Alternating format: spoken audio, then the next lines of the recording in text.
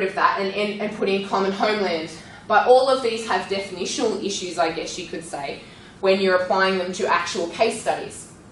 For instance, common descent within his particular papers that he's written on this isn't that clearly defined. He talks about it in terms of referring to various different case studies, but never actually gives you a definition of what it's supposed to mean.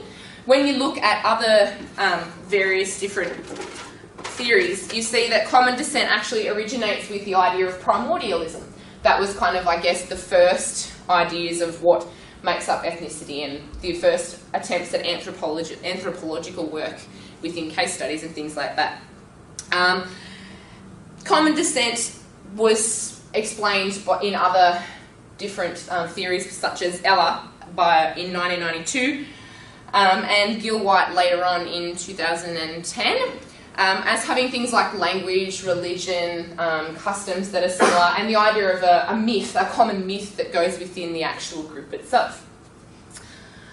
Okay, so the application of ordinary language approach within actual case studies.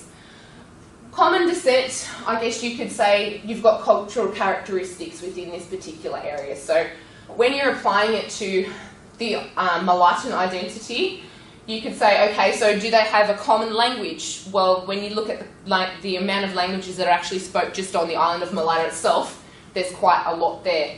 Do they have a common religion? Well, I guess you could say that they have a common religion in Christianity.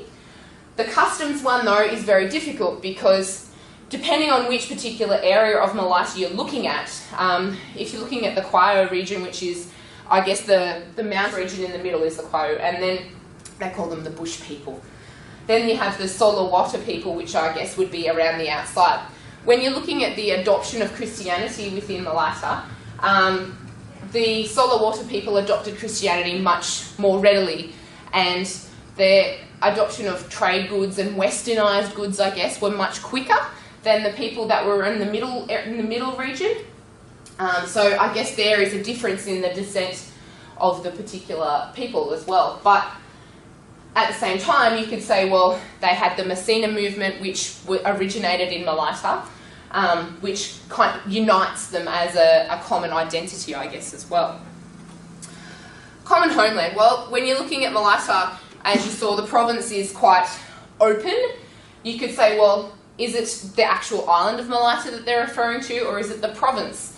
This is very up in the air. When I did my fieldwork in 2011, you asked people, well, does it matter if you're from the province of Mulatto or if you're just from the island of Mulatto? People are very non-committal. They don't really understand whether it's the entire province that you're talking about or whether it's just the island. Because if you're talking about the provincial level, you've also got the outlying areas of Ontom Java and Sikayana, which are Polynesian, which would rule it out as being an ethnicity because it has differences in descent as well, which is one of the key characteristics for being an ethnicity.